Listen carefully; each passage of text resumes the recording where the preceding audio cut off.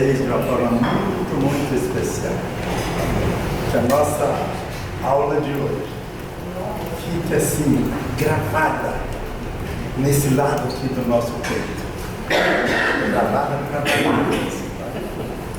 Deus tem uma bênção especial para todos vocês que se dispuseram a estar aqui nesta noite. Pastor Calixto vai dar a aula para nós. E vocês vão ver que aula vocês vão ter. Todos estão com a apostilazinha na mão? Todo mundo unido? Ok. Vou pedir para a Amanda vir.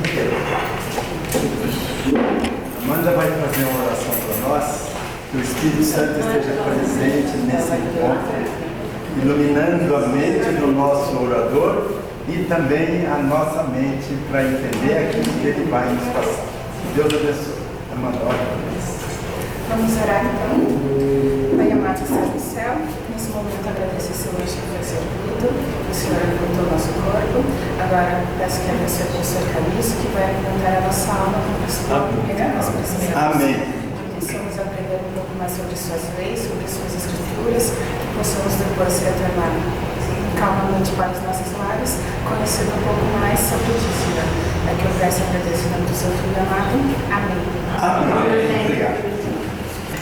Volto a manifestar minha alegria de estar com vocês novamente nesta noite para estudarmos mais um tópico acerca do livro do Apocalipse. Estão gostando? Sim! Uma bênção, né? Esse estudo é maravilhoso, bastante esclarecedor. E quero dizer a vocês que o tema de hoje vai tratar acerca dos 7 selos do Apocalipse. Nós vamos trabalhar em assuntos ou temas históricos também. E às vezes nem tudo se pega de uma vez, né? Às vezes a gente pega uma parte aqui, entende uma parte aqui, outra ali, e vamos compreendendo cada vez mais, né, a palavra do Senhor. Então, o texto de hoje concentra no Apocalipse capítulo 6. Mas eu vou fazer uma introdução pegando antes do capítulo 6 do Apocalipse, que são 7 selos, né? 6 selos que estão aqui nesse capítulo 6 do Apocalipse. E o outro, o 7º selo, está no capítulo 8 do Apocalipse, não no capítulo 7. Por quê? É interessante a gente ver isso também. Mas vou começar falando de da segunda visão que João teve. Qual foi a primeira visão registrada no Apocalipse? A visão que João teve. A primeira foi no capítulo 1. João vê Jesus na sua frente. Na verdade, João estava ali na ilha de Patmos, pensando que a igreja fosse fracassar, porque o cristianismo estava em dificuldade, a perseguição era muito grande, e João era o último dos apóstolos, e ele imaginava que a igreja teria uma vida tão curta quanto a vida dele, por ele estar bem idoso. Então Jesus em um momento bate em seu ombro, e ele olha, ele cai como morto, e Jesus disse: não temas, sou eu, sou o primeiro, sou o último, estive morto, mas eis que vivo pelos séculos dos séculos, e tenho a chave da morte e do inferno. Então Jesus ali se manifestou como sendo soberano de todas as coisas, e disse para João então que ele pudesse ter certeza que a igreja de Jesus iria triunfar. A igreja pode ter problemas, dificuldades nessa terra, mas o soberano dessa igreja é Jesus Cristo. Amém. E ele é vencedor. E nós, estando firmes na igreja dele, seremos vencedores também. Amém por isso? Amém. Amém. Primeira visão. A segunda visão que João teve, que está registrada no Apocalipse, nós lemos no capítulo 4 de Apocalipse. Lá no capítulo 4 descreve a visão do trono de Deus. João vê um trono lá no céu, e nesse trono está sentado um personagem. Deus está sentado no trono. E é interessante que ao redor do trono, João vê 24 tronos. Vocês estão comigo? Sim. Só entendendo aqui. Então, ao redor do trono, lá no céu, João vê em visão 24 tronos.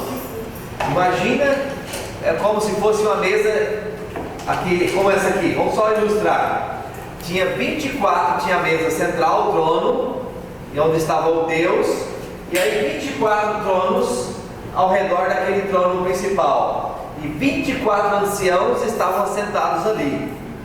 Esses 24 anciãos, segundo alguns comentários, refere-se a seres humanos que viveram nessa terra e ressuscitaram com Jesus.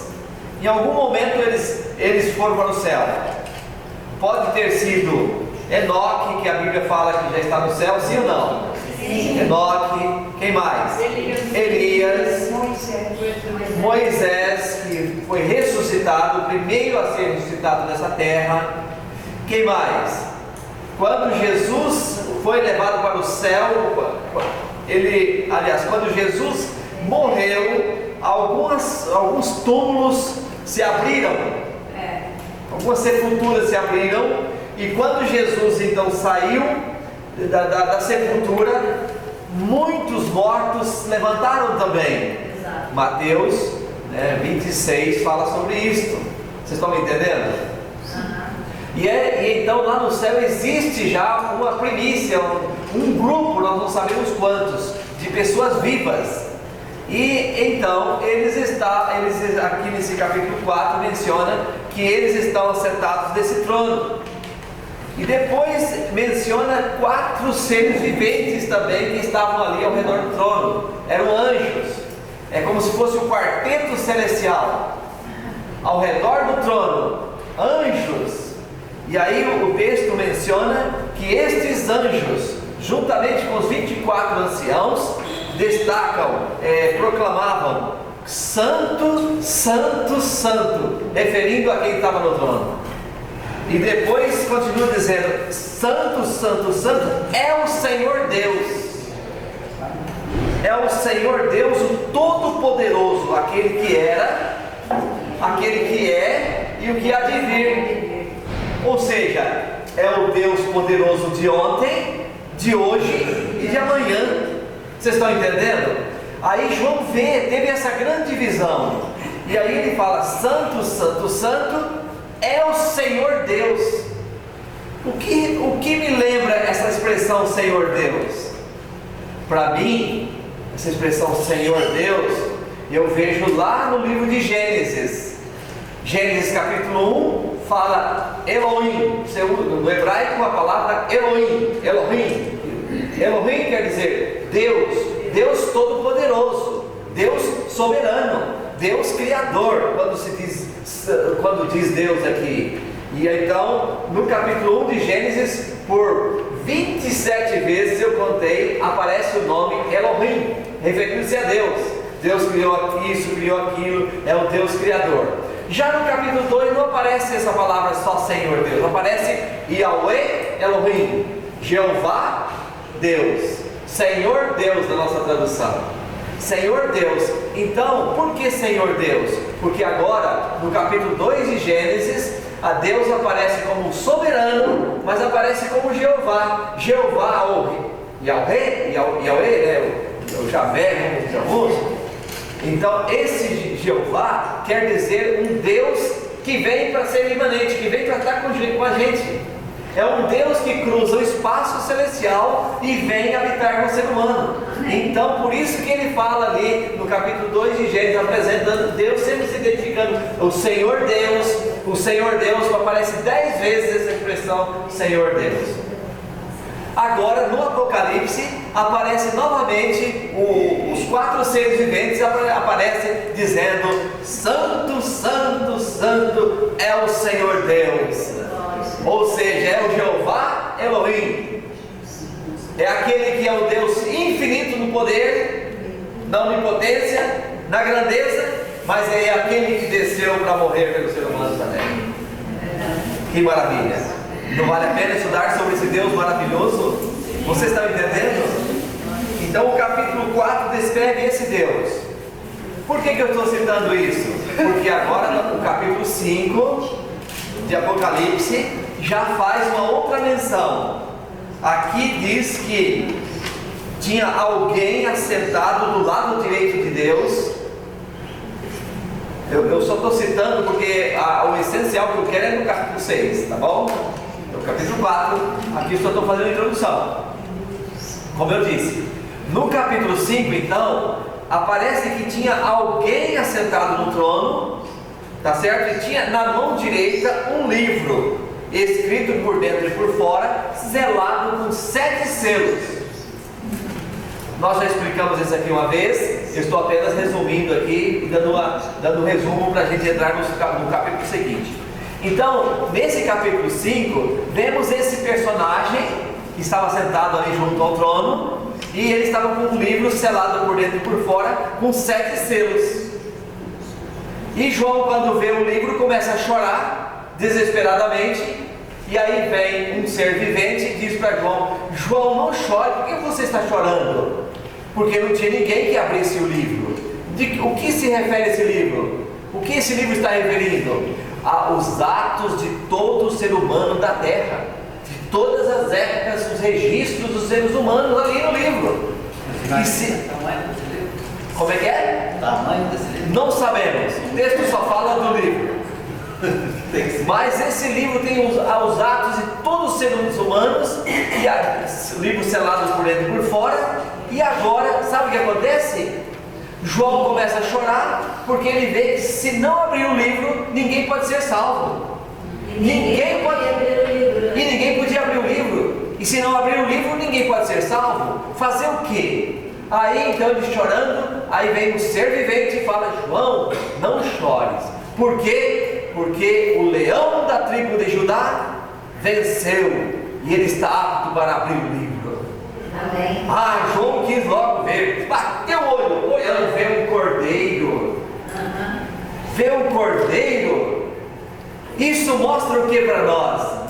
Jesus tem o símbolo de leão.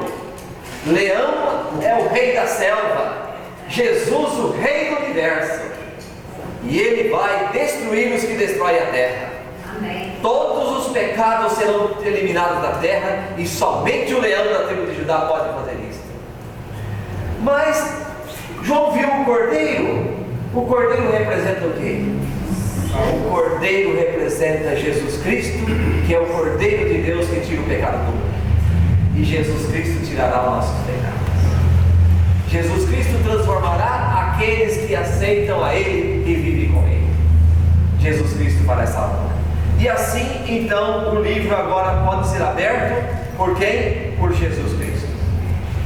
E aí segue tantas coisas bonitas, que agora no capítulo 5, menciona então a adoração do Cordeiro, né, a exaltação do Cordeiro e assim por diante.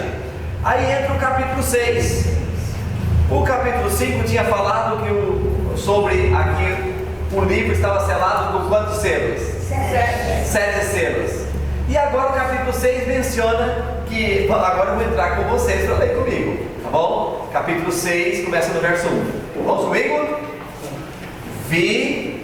Vamos lá? Vi quando o Cordeiro abriu um dos 7 selos, e ouvi um dos 4 seres viventes dizendo, como se fosse voz de trovão: vem. Vi então, e eis um cavalo branco, e o seu cavaleiro com um arco, e foi-lhe dada uma coroa, e ele saiu vencendo e para vencer. Vocês veem ali, e nós lemos, olha aqui, vou repetir. Nós lemos no capítulo 5, né, como foi dito aqui, né, o livro estava selado por dentro e por fora, todo selado com quantos selos? 7 selos.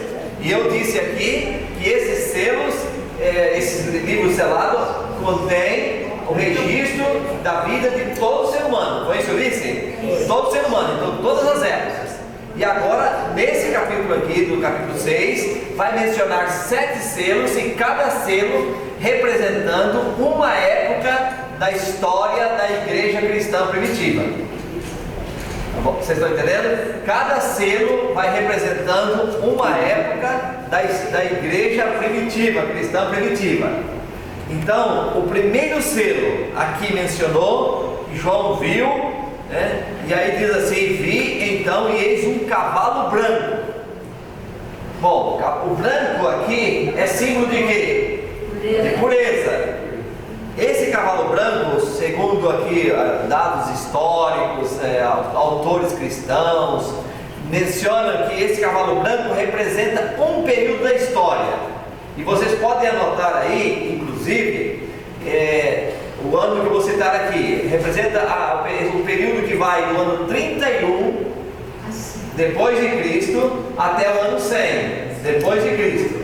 Tá bom? Vocês podem responder aí, podem escrever o período que representa esse primeiro selo, do ano 31 até que ano? 100 da era cristã. Tá? Então, do ano da cruz de Cristo até o ano 100, até a morte do último apóstolo. É o período dessa igreja.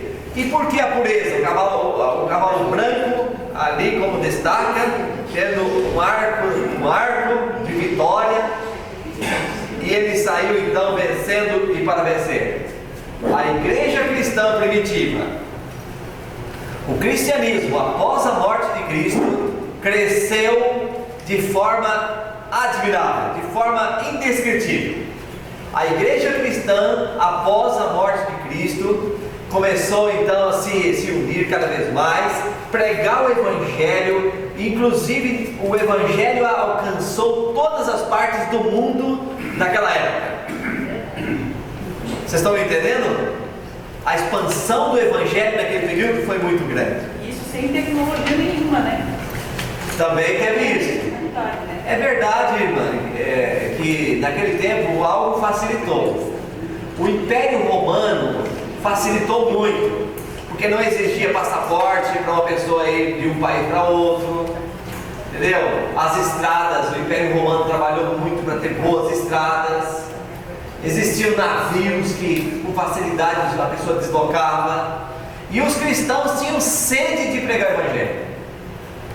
Se matava muitos cristãos por causa da palavra de Deus, mas o sangue dos cristãos era como semente para propagar o Evangelho, para levar a mensagem para frente. Irmão Flores, o senhor pediu a palavra? Eu queria enfatizar um pouquinho junto contigo sobre a cor do cavalo. Por que branco?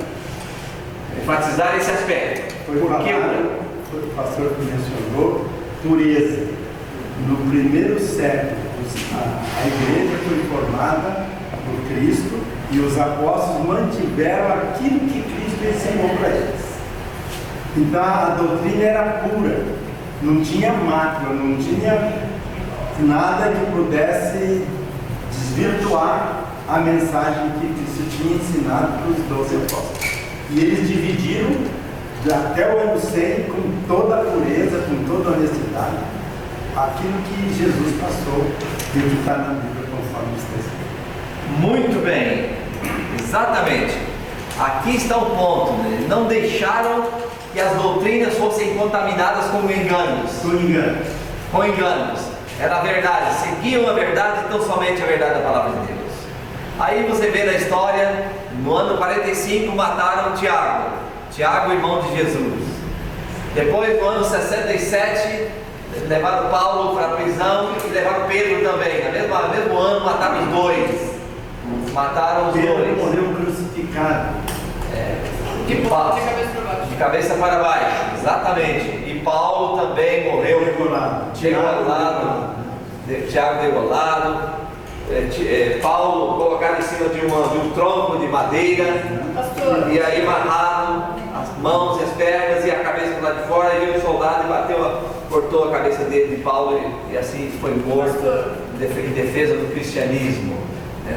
Sonhando em levar o Evangelho até os confins do mundo, né? Pregar o Evangelho, sonhava com a mensagem e assim por diante.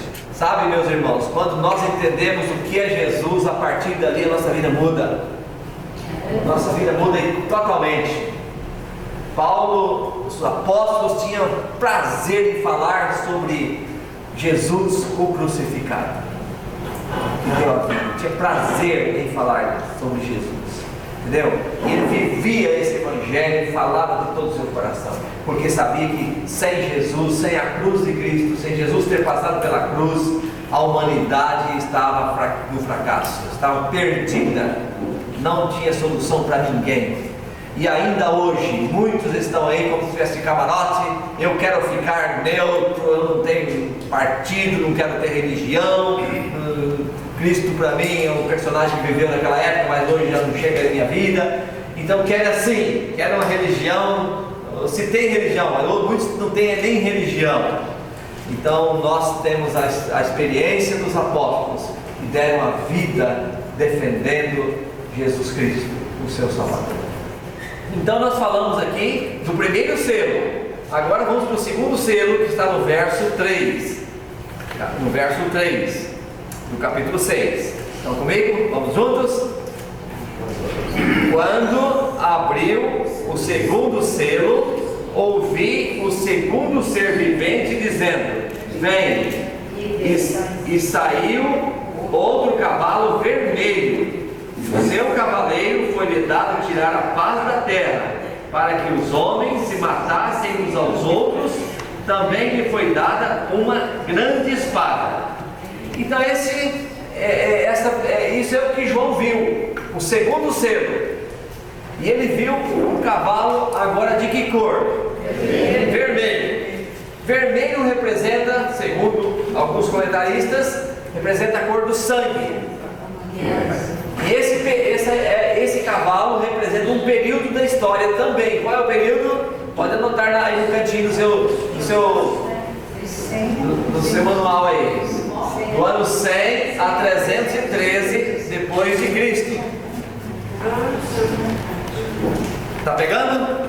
Sim. Vamos lá. Então vamos aqui. O cavalo vermelho representa qual período da história? Me repete aí. 100 a 313 depois de Cristo. O que aconteceu nesse período? Nesse período da história? Alguns dados que têm a ver com esse cavalo vermelho.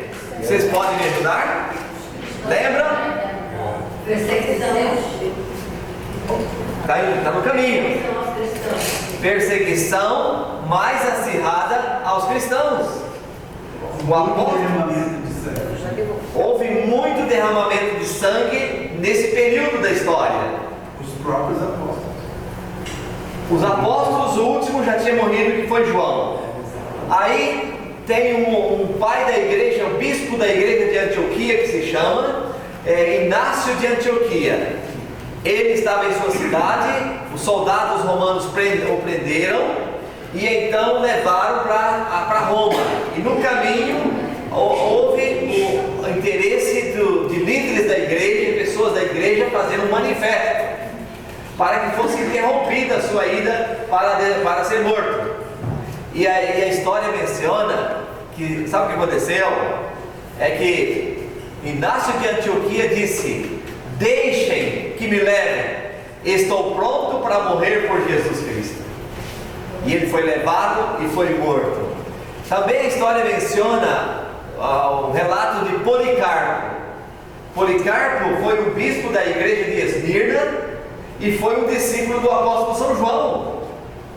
E Policarpo, os discípulos dele que acompanhavam, esconderam Policarpo numa fazenda.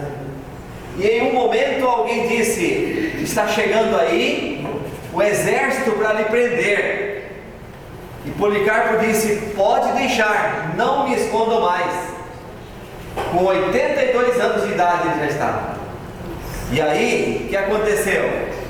Aconteceu que os soldados pegaram e viram aquele senhor idoso e disse para ele: o senhor não acha melhor abandonar o seu Cristo e para evitar essa morte cruel que você vai ter?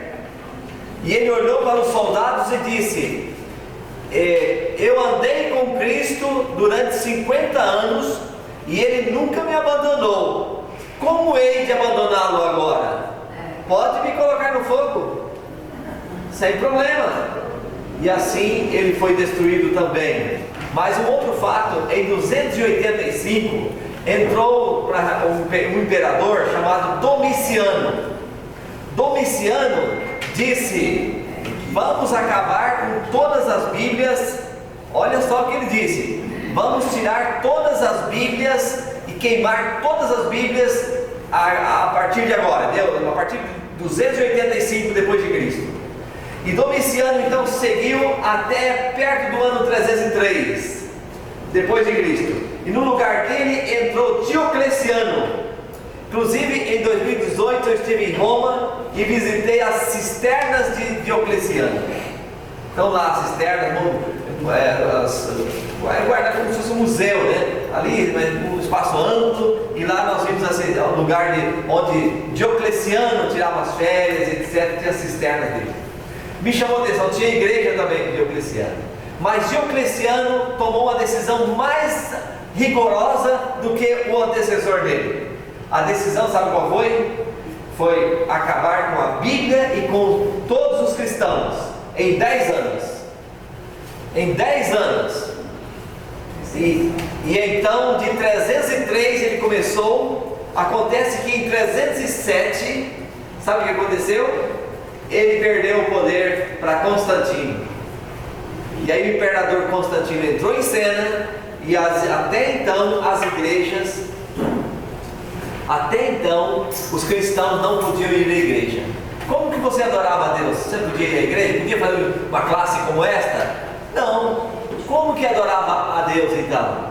Somente nas casas escondidas e também nas sepulturas, porque lá eles iam, os pagãos iam para adorar, para falar com os mortos, e aí os cristãos iam para falar com Jesus e eles não desconfiavam.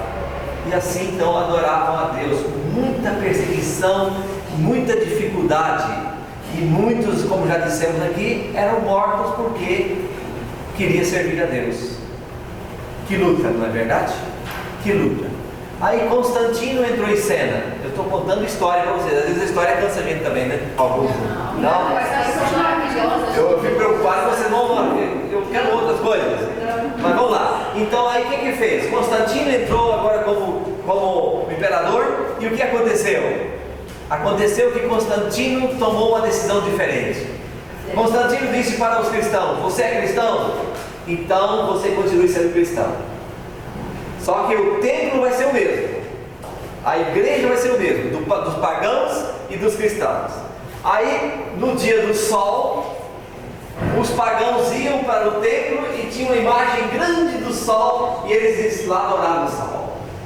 E quando terminava a adoração, eles diziam, à tardinha, ao entardecer: ó sol, vai embora, mas volte amanhã para nos abençoar. Era o tipo de pedido que eles faziam. Os cristãos iam lá no dia do Senhor e lá prestavam adoração ao Senhor. Acontece que Constantino então disse: a igreja é a mesma, só que o dia é diferente. O tempo passou. No dia 7 de março de 321, Constantino fez um decreto. E o decreto não agradou nem o pai nem o cunhado, ele mandou matar os dois. Só para vocês terem uma ideia. Tremendo. E aí Constantino disse: vocês vão adorar, o decreto é todos adorarem a quem quiser, mas no mesmo dia, no dia do sol, que é chamado domingo, Sunday, né, no inglês, Sonntag no alemão, e assim por diante. Então nesse dia, domingo, se adorava agora o Senhor no domingo, e não mais adorar no sábado. Tirou o sábado de cena. Isso aí foi para cumprir Daniel 7,25. Nós sabemos, Daniel 7,25 diz que apareceria um poder que iria fazer o quê? Mudar os tempos e a lei de Deus. E apareceu. Pode conferir depois do Daniel 7,25. Apareceu esse poder. Então cumpriu aqui. A partir de 313, agora cumpre o segundo selo. E aí veio o terceiro selo. Qual foi o terceiro selo? Pastor, Pode perguntar. só uma pergunta. Constantino foi antes de Jesus, né? Ou foi depois? Foi depois de Cristo, em 313. 313 ele fez um edito, fez um decreto, já era dele, para liberar os cristãos a fazerem o que quisessem. 313. Em 321, no dia 7 de março, ele faz o decreto para não mais guardar o sábado. Não, sabe por que eu perguntei? Porque a Igreja Católica, eles falam que eles trocaram o sábado pelo domingo, porque Jesus Cristo morreu no domingo. Então, por isso que eles trocaram. Ressuscitou, desculpa. Cristo ressuscitou. Eu já ouvi essa versão. Então, não tem nada a ver. Não, mas eu perguntei. Então, mostra na Bíblia onde está escrito isso aí. Exatamente. Aí ele não conseguiu mostrar. Aí eu guardo o domingo porque Jesus ressuscitou no domingo. Está escrito na Bíblia? Não. Inclusive, quando Jesus morreu, Lucas, quiseram ler esse texto, Lucas 23, 54 a 56, menciona que as mulheres que tinham vindo com Jesus, na sexta-feira, eles prepararam aromas e bálsamos, e no sábado descansaram o segundo mandamento. Então a própria mãe de Jesus estava ali e guardou o mandamento, guardando o sábado.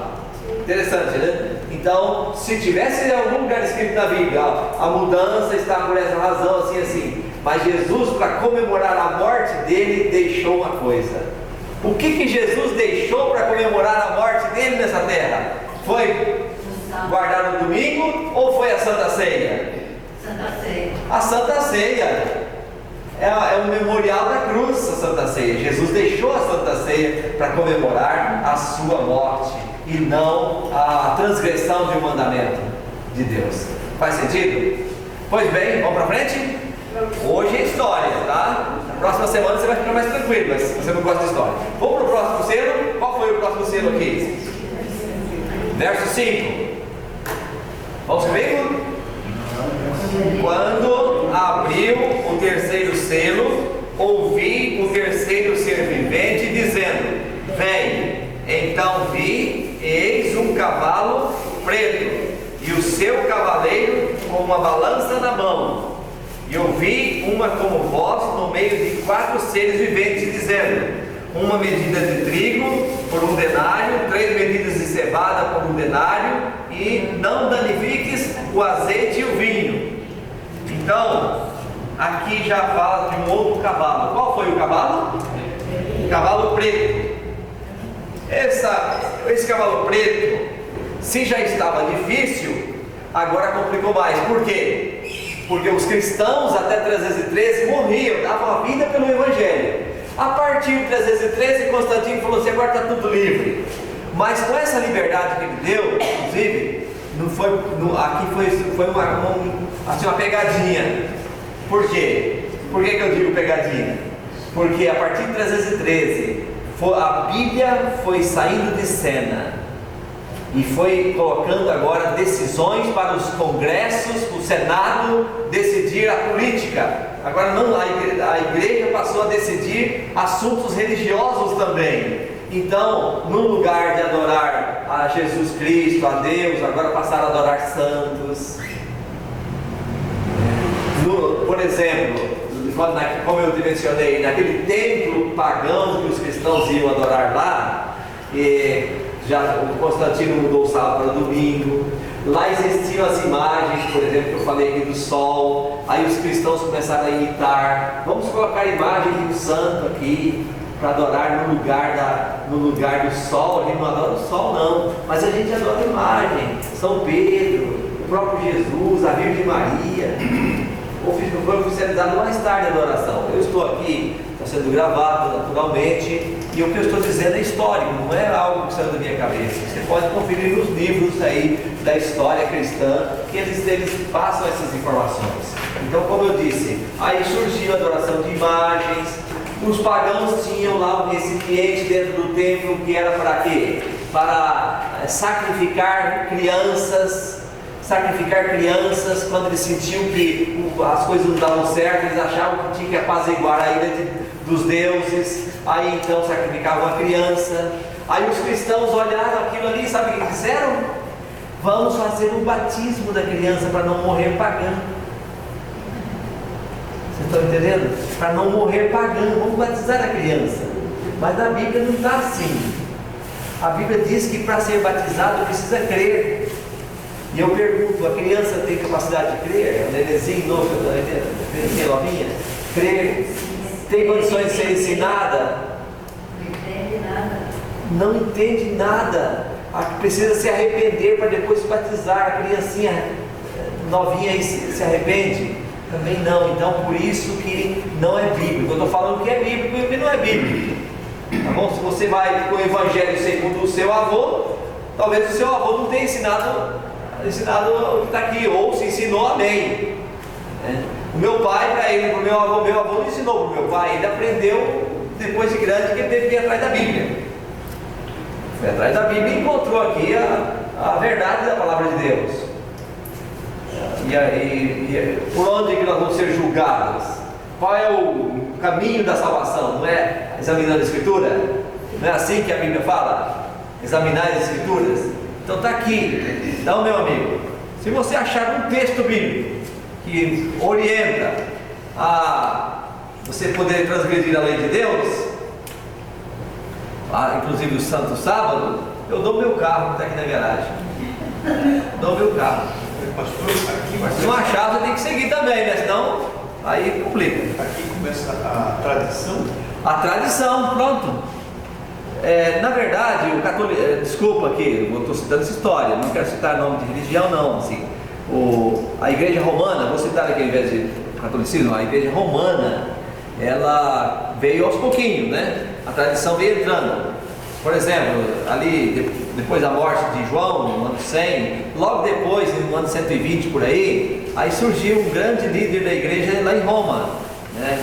Márcio, o nome dele. E Márcio, ele ajudou muito, vendeu navios, vendeu tudo e deu para a igreja. E ele construiu, ele preparou, escreveu o Novo Testamento do jeito dele. E aí começou a diferenciar, deixou de lado Lucas, deixou de lado vários livros da Bíblia que nós temos hoje. E aí começaram a surgir muitas diferenças. E aí começou a tradição a prevalecer, mas a força da tradição mesmo depois de Constantino, aí foi forte para valer. A tradição no lugar da revelação. A tradição para nós adventistas é importante, mas ela não é a principal. No Concílio de Trento, vamos dizer, depois de Lutero, um pouquinho depois, 1543, por aí até 1545 a 1563, se eu não me engano. Ali a igreja romana decidiu, se tiver o credo, a tradição e a Bíblia, se tiver que tirar tira a Bíblia, mas o credo e a tradição não saem. Então é a tradição que predomina. Nós já fomos confrontados, a igreja adventista foi chamada para poder unir, entregar a soberania da igreja para a igreja romana. E a igreja adventista disse: nós nos unimos na revelação bíblica. Na tradição, não. Na tradição, não. Então, por isso Marcos capítulo 7, verso 7 diz, né? Em vão me adoro ensinando preceitos que são tradições de homens. Tradições não dá, tem que ser a revelação. Vocês estão me entendendo? Estão juntos? Então vamos fazer o seguinte. Aí chegou aqui até 538, tá? Esse período então, a escuridão na pregação do Evangelho, muita dificuldade. Agora o Estado estava ganhando mais força, a igreja estava sendo agora submergida nas decisões do Estado.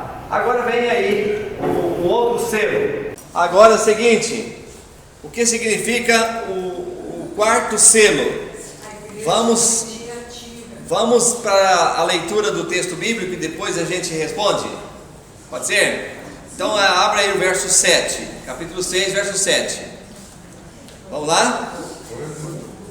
Vamos comigo? Todos aí estão juntos?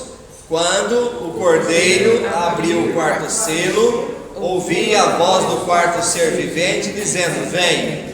E olhei, eis um cavalo amarelo, e o seu cavaleiro, sendo este chamado Morte, e o inferno o estava seguindo. E foi-lhes dada autoridade sobre a quarta parte da terra, para matar a espada pela fome, com a mortandade e por meio das feras da terra.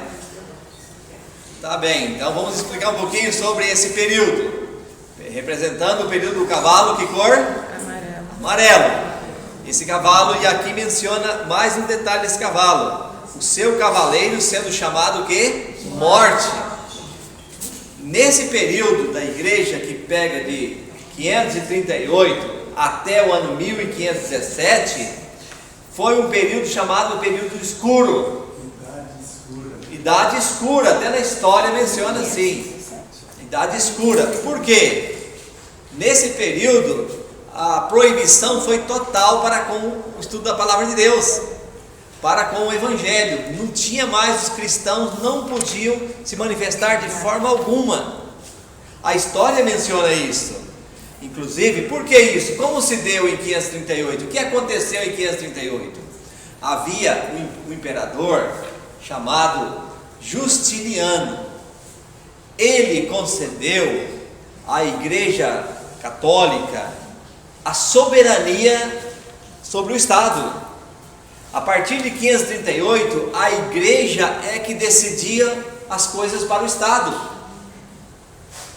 O que o Estado queria fazer, tinha que prestar obediência e pedir permissão de quem? Da Igreja. A partir de 538. Então, só poderia seguir o que a Igreja mandava. Publicar um livro, ter liberdade de expressão, nada disso. Então, a perseguição foi muito intensa. Nesse período de 538, a partir daí, surgiram pessoas formando grupos e se ausentando das cidades, indo para as montanhas da Itália, por exemplo. E nas montanhas formavam comunidades. Vocês conhecem na história, aparece aí os valdenses, já ouviram falar dos valdenses, né? Tinha um cidadão chamado Pedro Valdo, através dele formou uma comunidade, foram para as montanhas, construiu uma cidade no meio do deserto, no meio dos Alpes da Itália. E aí Roma soube, e o exército romano foi para lá, e aí eles se esconderam numa caverna. Uma grande comunidade se escondeu na caverna. E o que foi feito? Tocaram fogo na caverna. Os soldados romanos tocaram fogo na porta da caverna, e a fumaça foi para dentro da caverna, e todos que estavam lá morreram asfixiados. Tipos de coisas assim, absurdas. E eles pregavam o evangelho. É lógico que um grupo de valdenses estava na caverna, mas não todos. E outros então, o que fizeram? Você sabe, eu estou contando isso aqui para vocês, e eu recentemente soube que muitos livros de história do mundo ocidental estão mudando a estratégia. A história não contará mais a história da Europa, da América do Norte, para chegar então até a América do Sul. Agora está partindo para a África, outras regiões, porque tem outras culturas religiosas. Mas a cultura do cristianismo eles estão querendo tirar de cena. Mas não tem jeito, faz parte da história cristã, da história secular, o que eu estou citando aqui. Então o que aconteceu? Olha só, o que aconteceu?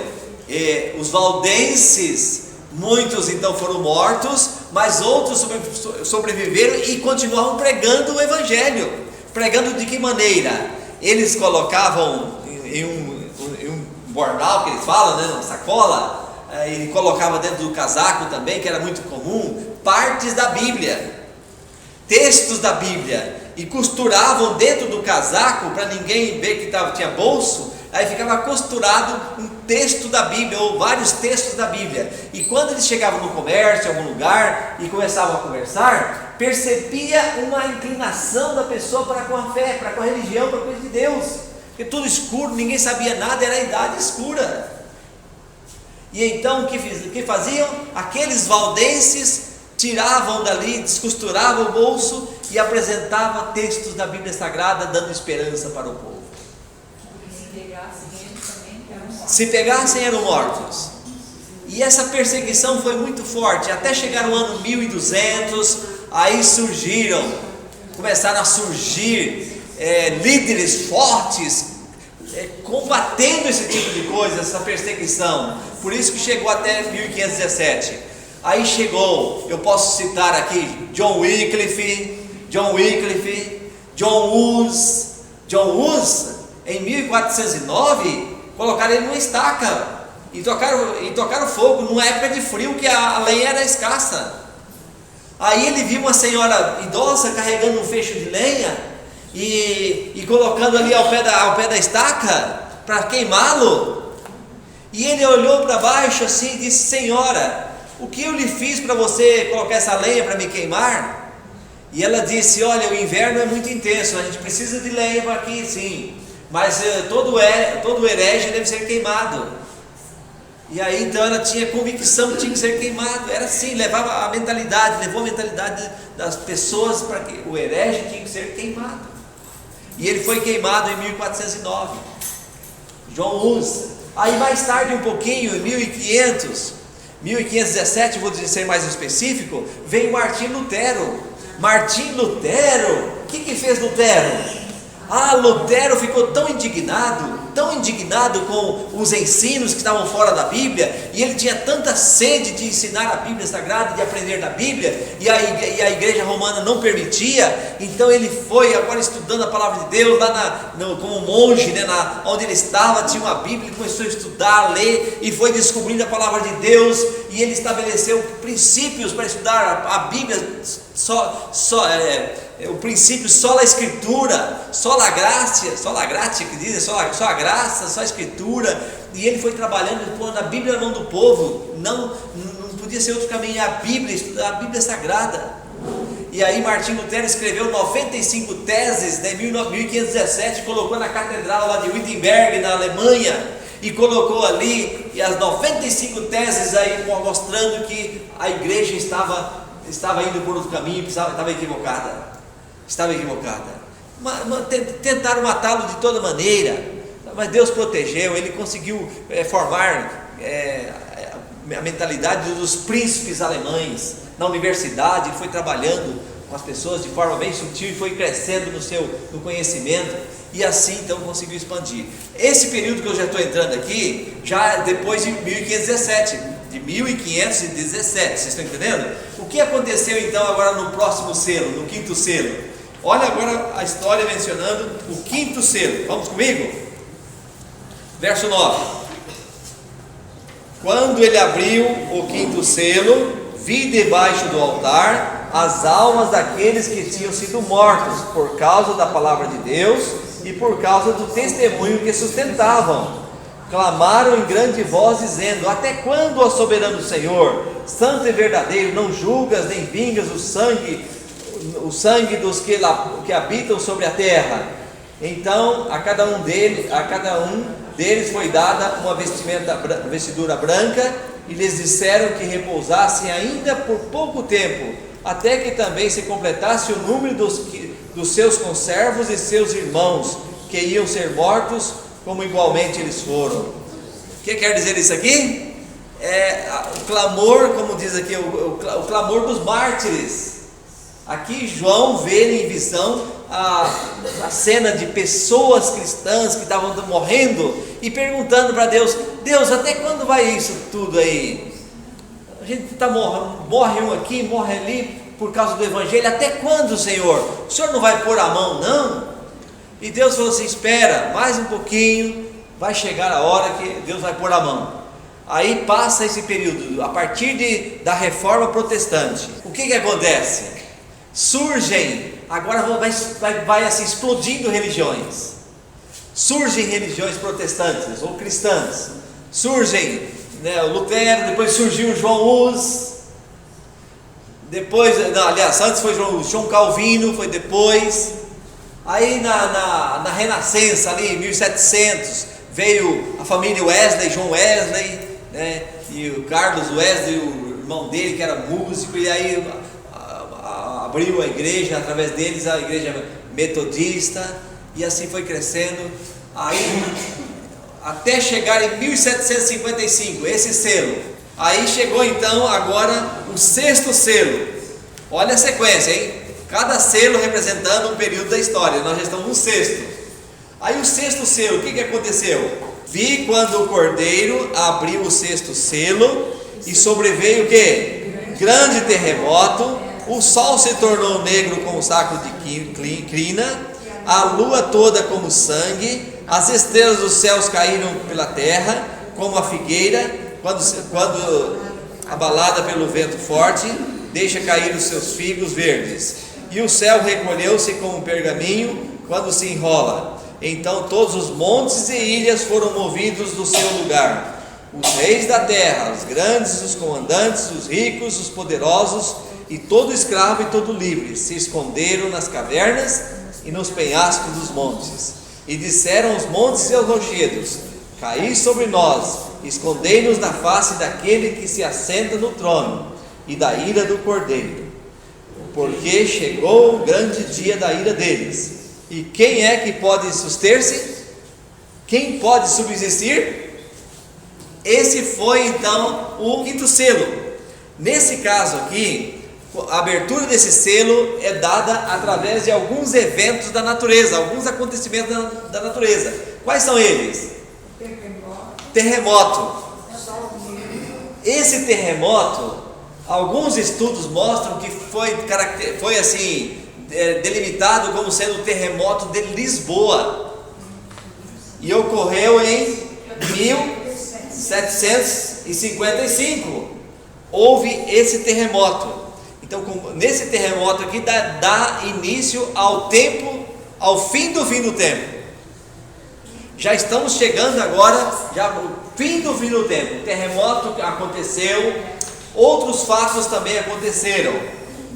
O sol escureceu.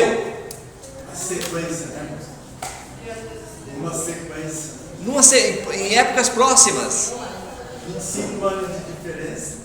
E aqui vocês têm a data. Qual é a data do escurecimento do sol? 19 de maio de 1780.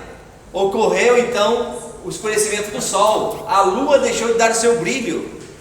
Isso consta nos jornais americanos, em outros jornais. Você encontra fontes que mencionam que houve esse fenômeno. Também houve em 1833. Quando foi? 13 de novembro 1833, ocorreu a queda das estrelas. Então, alguns estudos mostram que esse acontecimento mostrou agora a chegada bem próxima da volta de Jesus. Bem próxima à volta de Jesus. Então, aí vem a pergunta do capítulo 6, que termina com uma pergunta. E aqui fala assim, que olha só, ricos, pobres, pessoas, diversas classes sociais irão dizer o que? Para os montes e os rochedos, que caiam sobre eles. Porque chegou agora o que? O dia da ira dele. De quem? De Deus, o dia do julgamento que Deus vai fazer. E quem pode subsistir? Quem pode subsistir? Alguém pode subsistir? Eu pergunto para você, não está chegando esse dia? Esse aqui deu início então em 1755 ao sexto selo, e são 7 selos, não são 8 selos, aqui são 7 selos que falam, e o sétimo selo está para chegar. O sétimo selo, você vê que o capítulo 6 termina com 6 selos, com 6 falta 1.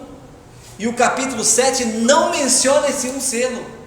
Porque o capítulo 7 dá um tempinho, agora entra num outro assunto. Aí menciona que os seres viventes, aqueles seres viventes que apareceram para João, agora apareceu um ser vivente e falou para 4 seres viventes que estavam segurando os 4 cantos da terra. Como se fossem 4 anjos segurando os 4 ventos da terra. Ou seja, segurando para que tragédias maiores não ocorram na terra. E aí perguntou assim: até quando? Até selarmos os servos de Deus. Até selarmos os servos de Deus. Nós entendemos que nós estamos vivendo nesta hora. Deus não voltou ainda na terra, porque Ele está esperando você. Ele está esperando a sua decisão. Selar os servos de Deus. E agora a pergunta é: quem são os servos de Deus? Que selo é este? Isso é importante. Se você está aqui hoje, se você não vier na próxima, você vai perder metade da vida, porque vai falar sobre esse assunto, selo de Deus. O que se refere ao selo de Deus? E aí então, agora o capítulo 7 interrompe. E aí aparece, olha, sinceridade, é lindo demais. Vale a pena você adiar seu sono aí uma horinha e ler um pouquinho mais, com mais atenção este capítulo. Aqui entra então os que serão selados. Aparece Jesus agora sendo adorado também nesse capítulo. É maravilhoso, o Cordeiro entra em cena. E aí pergunta assim: quem são estes que estão adorando o Cordeiro?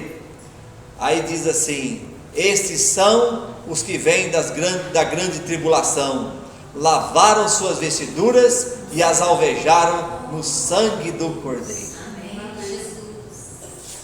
Estes são. Você tem aquela luta suas dificuldades, né? Mas você está do lado de Deus e não abre mão. E então você está lavando a sua vida, você está entregando, você tem um compromisso sério na sua vida, mas você dá preferência para Deus. Deus, eu não abro mão das tuas coisas, da tua verdade, eu quero viver, quero obedecê-la. Então são aqueles que levantam a bandeira definitivamente: eu sou de Deus. Eu sou de Deus. Estes são. E agora a pergunta é: quem vai subsistir no grande dia da ira de Deus? A resposta qual é? Aqueles que lavaram suas vestiduras no sangue. Vocês estão vendo, queridos? Não sou eu que estou falando, a Bíblia aqui está mostrando, né? Abra os olhos. O Apocalipse está dizendo: abra os olhos, se firme naquele que é a rocha eterna. Se firme, porque desta maneira você terá o galardão, você vai subsistir. Você vai subsistir. Vocês estão vendo, meus irmãos, como que o Apocalipse nos mostra, nos orienta, abre o leque para nós? Você está vendo? Isso é o que é o Apocalipse. Pergunta 9: que farão os anjos em relação aos fiéis servos de Deus? O que os anjos vão fazer com os servos de Deus? Não selar. Selar. E Jesus vem buscar os selados. Aqueles que estão selados. Mas no próximo estudo nós vamos ver esse tema, tá bom? E agora vamos terminando aqui com a última pergunta. Aliás, penúltima. O que aconteceu ao abrir o 7º selo? O que aconteceu ao abrir o 7º selo? Nós ainda não falamos aqui, mas o que diz Apocalipse capítulo 8, verso 1? Houve o quê? Silêncio no céu por meia hora. Por meia hora. Então, silêncio no céu. Alguns dizem que esse silêncio no céu, da abertura do 7º selo, representa a volta de Jesus à terra. Os anjos descerão para essa terra e o céu ficará em silêncio, porque todos os anjos estarão descendo para buscar os filhos de Deus da terra. O céu ficará vazio, pastor. O céu estará vazio por cerca de uma semana, segundo os dados proféticos. Se calcular em profecia, está em torno de uma semana. Silêncio no céu por essa razão. É uma explicação que alguns dão sobre o tema. Existem outras também. Pergunta número 11: que promessa Deus oferece ao seu povo entre o 6º e o 7º selo? Jesus vai Jamais deixar terão fome, nem sede, nem aflições, e Deus enxugará dos seus olhos toda lágrima. Exatamente. Deus estará firme com o seu povo. Não abandonará seus filhos nas horas difíceis e que vão passar. Amém? Por isso, vamos terminando então a leitura. Agora o meu compromisso de fé. Abra aí e leia comigo. Entendi que os 7 selos representam períodos históricos que se relacionam com o mundo e a igreja cristã e que findam com a volta de Jesus. Eu me comprometo a me preparar diariamente para esse encontro que durará por toda a eternidade. É o seu compromisso? É o seu compromisso? Então escreve aí seu nome e a data de hoje. Muito obrigado e que possamos ter essa lição, esse desejo de estar no céu com Jesus. Muito obrigado, Senhor Deus, pelo estudo da Tua Palavra.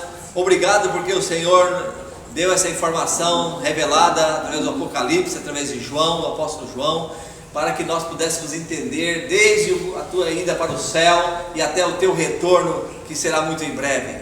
Obrigado, Senhor Deus, porque apesar das dificuldades, das tormentas que muitos cristãos passaram no passado e passam hoje, o Senhor sempre está atuando de forma soberana na vida daqueles que confiam em Ti. Amém. Ajuda-nos para que possamos entender mais a Tua mensagem e viver essa mensagem para a Tua honra e glória, Senhor. Amém.